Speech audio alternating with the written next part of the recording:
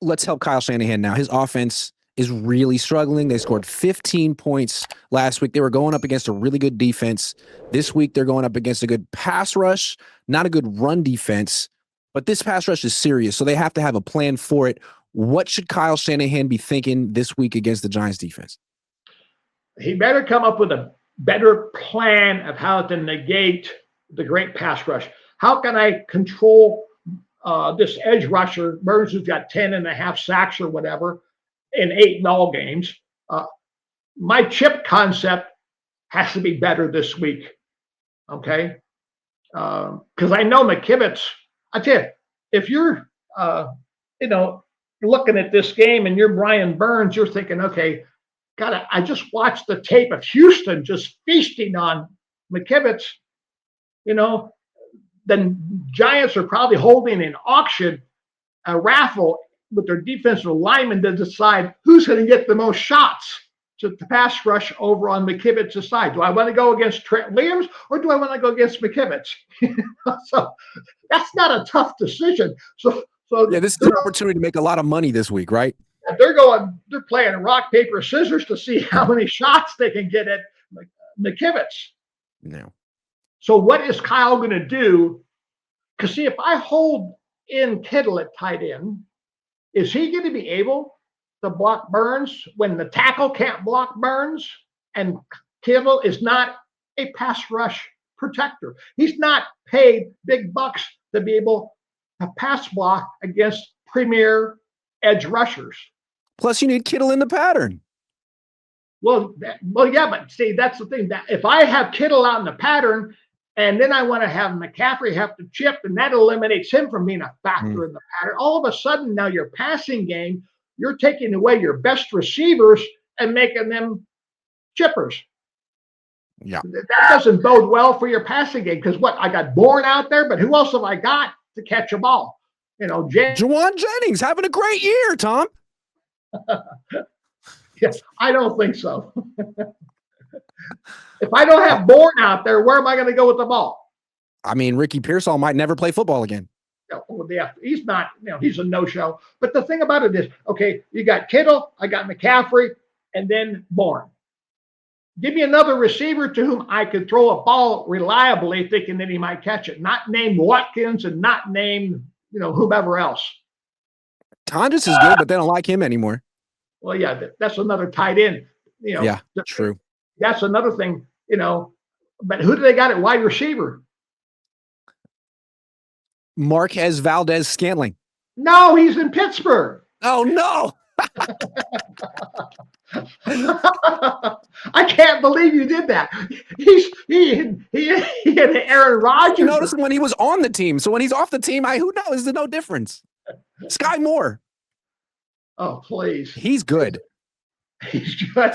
He's so good that where is he in the stat book? He's not even in there. He's not even a blip in your radar. All right, well, let's take a look at pass reps. Let's go to the Playbook breakdown segment powered by Pass Reps, where we make you smarter about football every week. You, the viewer, you can get pass reps yourself and actually practice calling plays before Sunday for only $1.99 a month. Go to passreps.com or click the link below. Let me get that on the screen real quick. Okay.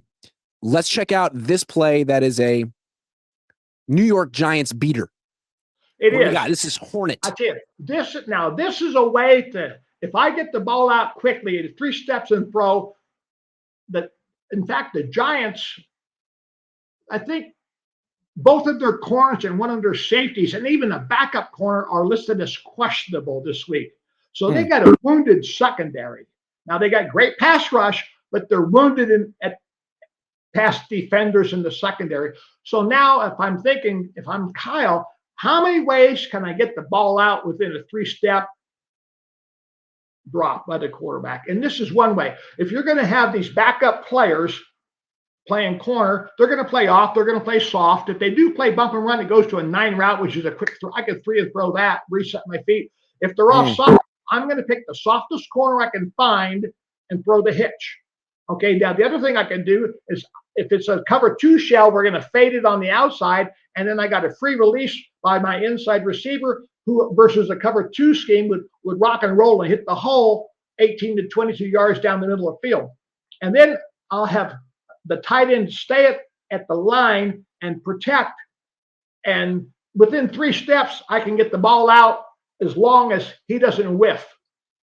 If I'm going to use a tight end and hold him in my protection package, And then there's a variety of other 3-step patterns which I can call spacing and other things like that are quote unquote West Coast concepts that Bill used to use and be able to get the ball out.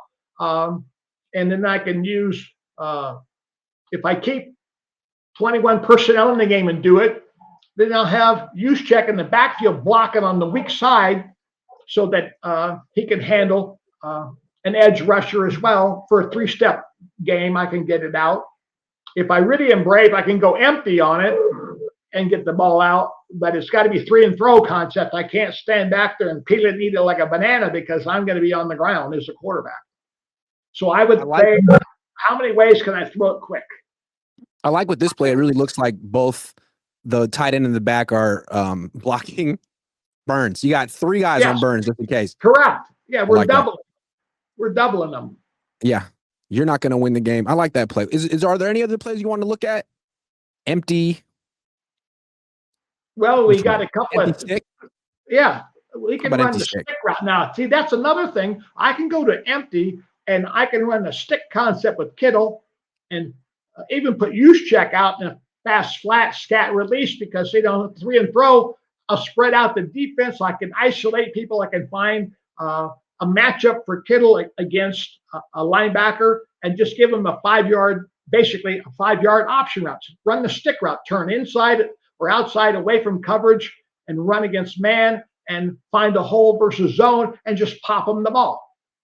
And the other thing is, the Niners have to find a better way to, since they don't have Debo anymore, I shouldn't say this, their negative air yard passing game has disappeared totally. And see, that was the great bailout that Kyle always had with the jet sweeps and the stab screen, the smoke screen, those screens that were thrown behind the line of scrimmage where you allowed Debo to run with the ball. They don't have that element again, and that really has hurt the Niners offense, especially from a protection package, because it forces the quarterback now to go through a 3-step, a 5-step, a 7-step drop, as opposed to a catch and throw concept where as soon as I got the snap, bam, I'm popping the ball out wide. I've got linemen coming out there. I can motion Kittle across the block, one of the perimeter edge guys, so that a guy like Debo could run with the ball. I don't have that guy anymore. See, that's another thing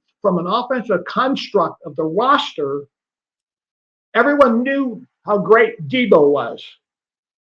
They needed to shop the market in college and or in the NFL free agency and find a Debo guy who could be, a decent imitation of Debo.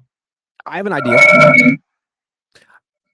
Why not move Christian McCaffrey to wide receiver, let him do a decent imitation of Debo, and trade for a running back, considering Christian isn't one anymore?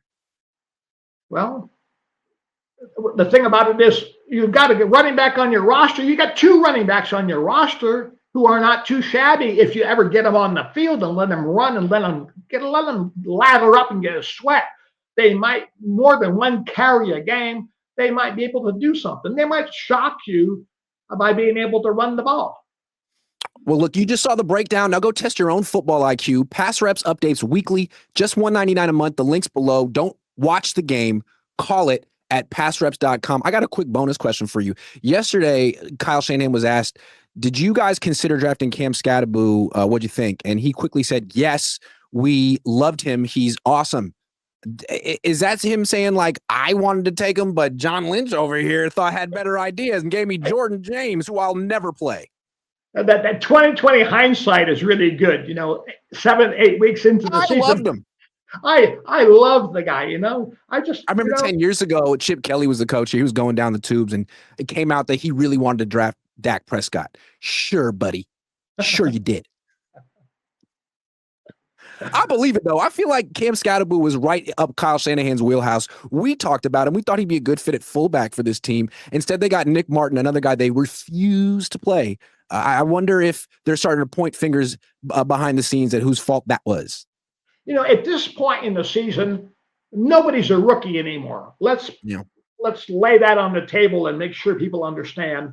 That rookie tag on you now is gone. You're into. Not only have you gone through training camp and OTAs, you've played 8 ball games in the season or 7 ball games, whatever. So yeah, you're no longer a rookie anymore. You've been around long enough now to where you're more than just an infant playing in the NFL. So if you are not playing now, this far into the season, especially with the massive number of injuries the roster has taken hits on, there's something wrong with why you're not on the field. And let's come back to my idea real quick about moving McCaffrey to wide receiver. To me, it's in the Niners' interest. It's in McCaffrey's interest too, because running backs have short shelf lives, and it looks like he might be at the end of his as a running back right now, considering he's averaging 3.4 yards per carry. As a receiver, he could play longer. He could make more money. Receivers get paid way more money than running backs. I mean, this seems like it would be in his interest. If I were his agent, I would strongly advise him to do this. Well, the problem is the Niners, though, right now, by the way that they're playing McCaffrey and not playing the other backs, that tells me that Kyle does not have confidence in the other guys. And that's unfortunate. You can't go this far into the season and not have developed somebody else as a second running back.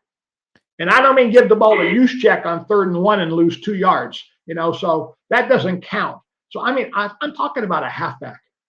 I don't understand, though. I mean, they traded up for Garendo last year. They gave him like 80 carries. They threw him the ball. They seemed to like him. I mean, they traded Jordan Mason. I thought the implication was, we really like Isaac Garendo. Then they traded for Brian Robinson Jr. I thought they liked him. And now it's like, no, actually, we hate all of our backup running backs. Strange.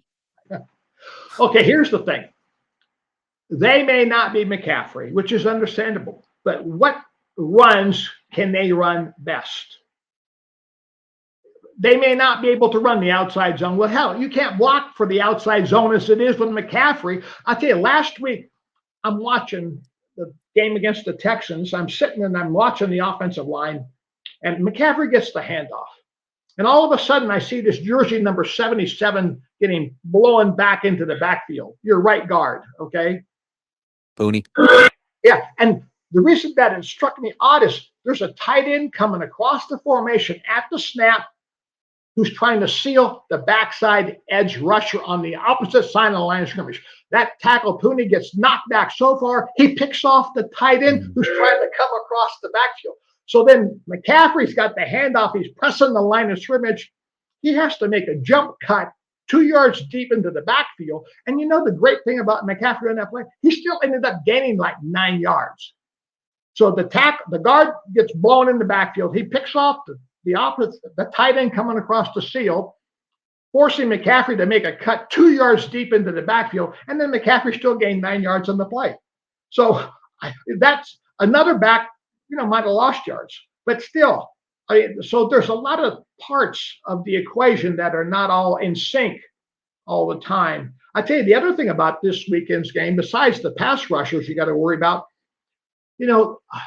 I think Banks, the former Giant linebacker, guy named Carl Banks, who dominated. When Lawrence Taylor was on the one side, Banks was on the other side, the Michigan State guy. And he's doing some broadcasting. And so he was making some commentary, not positive, about one of the Giants' interior defensive linemen, their nose tackle. Okay. Now, talk about putting some gunpowder in that guy's eggs for Sunday morning breakfast. That kid's going to be fired up to play because he's going to try to prove that Carl Banks is wrong to the New York audience when Banks was criticizing this guy and Dexter Lawrence and saying, well, he really can't play. He's not productive. He's not getting anything done. You talk about lighting a fire under the guy. So now when you're coming into that town, you got this kid fired up because he wants to prove Carl Banks is wrong because he embarrassed him to the whole New York radio audience.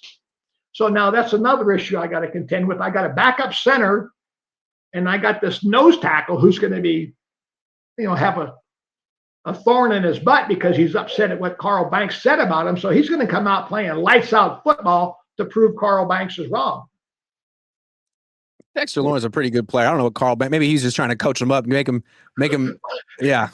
Talk about lighting a fire under the guy. Yeah. Like Dominic Pooney's like, man, Carl, would you shut up? Thank you.